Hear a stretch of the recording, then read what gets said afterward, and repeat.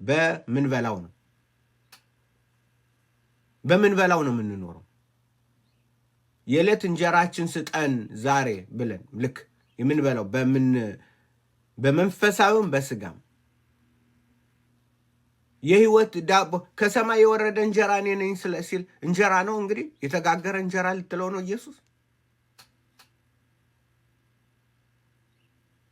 ከሰማይ የወረደ እንጀራ ነኝ እኔ ብሎ ሲል እንጀራ ነው ብለን ትልትል ነው። እንጀራ ማን የጋገረው?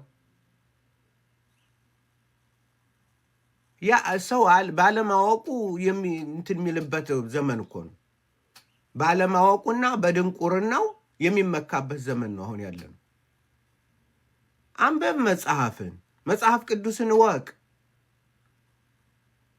መጽሐፍን የተሰጠን አባቶች አይደለም። እኔ አንድንም አባት አልከተልም። የምከተለው ፈለጉን መንገዱን ኢየሱስን ነው።